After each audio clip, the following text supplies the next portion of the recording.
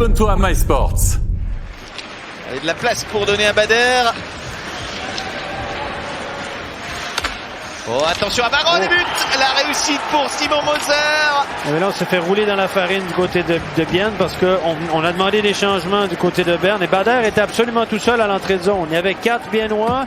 Bader a été très malin, a gagné du temps et de l'espace, a fait un rim par la bande et c'est Varon qui a récupéré, passe devant la cage. Et là, les 4 joueurs biennois. Ils savaient plus trop où ils étaient. Prenaient des photos. Bon. Non, mais sérieusement, Bader a été très malin, il a tendu ses coéquipiers, un long rim, on a été un peu passif. Regardez, Varon est le premier sur la rondelle, on laisse un joueur tout seul devant la cage. Tristan Kunti, le duo de Lucas, ou Luca, pour les Suisses allemands. Oh, le puck perdu sur Timothy Cass qui met le deuxième. Encore un puck perdu là, du côté de Bienne, là, ça fait plusieurs fois qu'on joue avec le feu, puis on va finir par se brûler. Régis, on l'a dit, hein? Et là, défensivement. Encore un puck perdu. Encore un puck. Donné, perdu, un petit peu de nonchalance. C'est vraiment compliqué actuellement pour le HC Bienne au niveau de l'arrière-garde. C'est vite panique à bord. Timothée Cast, très habile du revers. Bon sens d'anticipation aussi. Regardez Kunti. La passe pour Kunti, elle est dans les patins. Et Kunti fait pas un gros effort pour la récupérer non plus. Hop. Et le gars qui a fait la passe, c'est Brunner, elle passe tout droit. Voilà. Et Timothée Cass, lui, très malin, récupère avec son patin, petit revers au-dessus du gant. Et c'est 2-0, juste 2-0, alors que je pense que c'est bien le seul qui marque vraiment des buts au centre, qui est plus dominant, c'est Dennis Malgin. Attention là, encore occasion, c'est le troisième avec Dogavins. Oh là là, il n'y a plus de défense du côté du HC Bienne. On cause, mais c'est 3-0. 12 minutes de jeu, on voit Dogavins qui rentre, mais comme dans du beurre. Ouais, un petit délai à l'entrée de zone. Il a pu s'approcher très près du gardien, trop près. On a reculé. Le ralenti, évidemment, va nous en dire un peu plus. Alors, seulement 5 buts pour Dogavins, qui a été blessé. Il a eu le bras cassé. Hein. Il a manqué entre 6 semaines et 8 semaines. Très beau jeu. Il y a Schneeberger qui s'est couché sur la glace très rapidement. Dogavins très malin, a ramené le puck proche de ses patins, l'a protégé, s'est présenté dans le slot avec un bon angle de tir. Kunti. Varon est face à lui, réussit à transmettre à Grossman qui profite. Oh, c'est très bien joué. Quel coup d'œil. Le coup d'œil de Grossman, honnêtement. Offert pour le 3-1. C'était fait oublier, offert au deuxième poteau, comme on le dit en foot. Et il est apparu de nulle part et la passe était précise. Comme offert est un droitier aussi, l'angle plus favorable pour la mettre au fond. On va revoir tout ça, son 7e but de la saison, a fait un excellent marqueur. Lui aussi a été blessé à une main. Oui, exactement, il avait été opéré. Hunter Sander, elle regarde derrière lui, il est là, il n'est pas là. Hunter Sander a dormi un petit peu sur la séquence, on s'est Régis, non? Il faut bien l'admettre, il était totalement... Il est parti à droite, offert s'en sur la gauche. Il n'a pas tourné la tête au bon moment, et Grossman en a profité. Très beau but, bien orchestré, et ça va augmenter. Hunter Sander a voulu trouver Moser. Cette chute peut profiter aux Biennois avec un puck en haie pour Salineux. 3-2 à 20 secondes de la sirène. Oh, quel match un peu fou quand même. Encore une erreur, malencontreuse, le joueur est tombé, glissé contre la bande, donc revirement. Et il se marque des buts assez atypiques ce soir, Régis, faut dire. On n'a pas l'habitude d'avoir autant de cadeaux, puis on capitalise en plus sur les cadeaux. Un jeu un peu à l'emporte-pièce parfois. Ouais, exactement. On va le revoir. Vraiment, un joueur qui est tombé. Regardez, il est tombé. Donc, on va faire récupérer la rondelle. Elle glisse devant. C'est Pinana qui a chuté, qui a mis son équipe dans le trouble. Ouais. Et puis, avec 4 maillots jaunes, si je ne me trompe pas.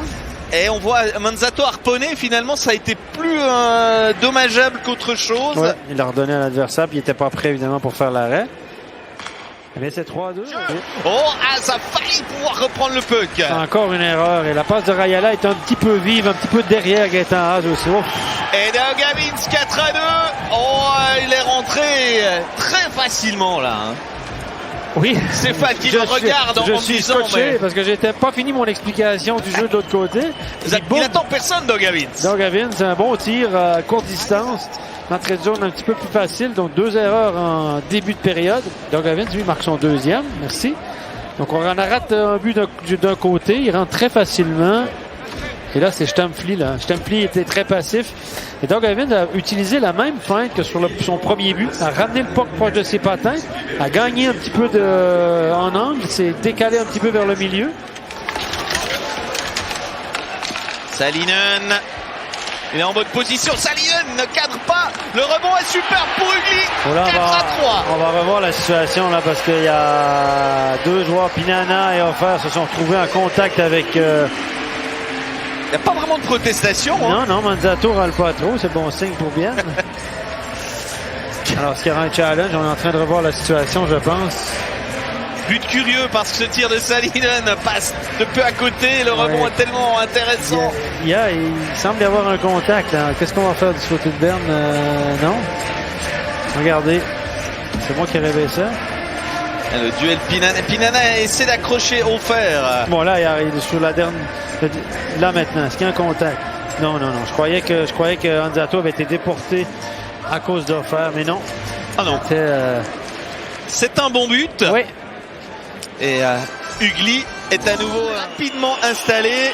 C'est pas non plus une référence, hein, le CP Berne en supériorité numérique, mais on a vu que le FC Bienne marquait et les Bernois en font de même. 2 punitions ce soir et 2 buts en supériorité numérique. Thomas, visiblement. Oui. Bon, de notre position, on n'a pas vu grand-chose quand même, Stéphane. On a vu un gros tas devant la cage et finalement tout le monde a levé les bras. Les jaunes ont levé les bras, donc on s'est dit qu'elle est au fond. Elle a gardé Guetaras qui discute toujours le bout de gras. Ça donnera pas grand-chose et c'est 5-3. Kaun encore à la maguette, à la manœuvre. Bon geste technique Doug Evans. 3e point dans le match pour Doug Evans probablement. 2e pour Kaun. Les étrangers font fort ce soir et c'est qui? C'est Thomas, je pense. Oui. Pas de doute. Bon. Gros match du premier bloc, un peu innovant avec l'absence de Chervet. Mais... Allez, Pope qui va rentrer visiblement d'ici quelques instants alors que c'est 5-4. Mais quel match c'est pas. On n'est pas à la mi-match, mais on en a vu. Aïe. Il y a peut-être des gardiens qui se demandent pourquoi ils ont fait le déplacement. D'ailleurs, Van Pottenberg va sortir, je vous le dis déjà. Entrée de Pope. Nous, on se demande pas pourquoi on a fait le déplacement. Stamfli, beau tir. Stamfli, regardez là, va décaler Stamfli qui rentre, lui qui est sur le point d'engagement. Dans la Lulu, mon cher Régis. Quel tir! Stamfli, premier but de la saison. Il n'avait pas marqué depuis le mois d'avril. Et la gourde! J'adore ça quand la gourde gicle comme ça. Ça rend le truc encore plus spectaculaire. Donc, voilà. Daugavins, Kahun. Il y a Thomas qui a été touché dans un duel avec c'est but. La réussite de Kahun. Sous les sifflets. Et Thomas a reçu quelque chose au visage. La reprise, j'aimerais qu'on voit cette reprise-là. Je pense que c'est Az qui a donné un coup à Thomas. De ce que j'ai vu, en tout cas, il n'a pas reçu un coup d'un coéquipier, ça c'est sûr. Évidemment, comme c'est un joueur de Berne qui était sur la glace et on est à Bienne, il y a eu un but de Berne. Donc, les gens n'ont pas rouspété, mais imaginez l'inverse. Regardez ici. Tourne, crossout de Guetaras. Oui, bien sûr. Bon, ça va probablement déboucher sur une pénalité différée avec la réussite. Mais ça change parce que s'il y avait une pénalité signalée, on jouerait 2 minutes. Il y aurait eu la pénalité affichée, s'annulerait. On mettrait le puck derrière le but. Löw, Brunner, il s'est un petit peu caché là le long de la bande. Et ça 6-5. Très très belle déviation de Mike Kunsley. Ça a semblé tout simple, mais quand on le dit généralement, c'est qu'il y a eu quelque chose de tellement magnifiquement fait avant. C'est qu'il y a quelque chose de bien qui s'est passé avant. Mon cher Régis, 6-5 et le deuxième tiers n'est pas terminé. Je vais mettre au plus de place sur ma feuille. Mike Kunsley. Il avait réussi un doublé contre Ambry. Et là encore ce fameux bloc zurichois. Oh, c'est beau. Là, pourtant, il y avait 2 joueurs après lui qui le surveillaient, en tout cas un. Et puis, finalement, quand vous ne contrôlez pas la canne d'un adversaire. Janvier, qu'il a été repoussé en raison de cas de Covid à Berne. Alors qu'on va suivre Offer qui tire juste à côté. Offer encore un but. L'égalisation. On n'a pas le temps de raconter quoi que ce soit ce soir. On se fait chaque fois surprendre par un but. Et le 100% est maintenu. Le doublé pour Hofer. Ouais, il y a plusieurs doublés ce soir. Hein. Et, en tout cas, celui de Gavin, c'est celui de Hofer. Thomas aussi. Non? Oui. Alors moi, j'ai pas de doublé pour Thomas. Mais on va... Il y aura beaucoup de corrections ce soir parce qu'on a vu la feuille de match, pas beaucoup d'assists. Belle entrée de zone. On a supporté l'attaque 4 contre 2. Kunti va obtenir un assist un peu facile. Celui-là, c'était le but de l'année. Oui. Un coup de... presque du baseball, je dirais. Sinon du golf. Oh, le but là, le 7e pour le mauvais rebond. CP Berne. Et là, Callie Anderson s'est porté en attaque. Le joueur qui était responsable de lui, c'est Gaétan Haas. Il l'a échappé. Un rebond favorable. Ça, c'est pas un bon rebond parce que le tir était dans un angle fermé. Et Pope a remis ce puck devant lui dans un angle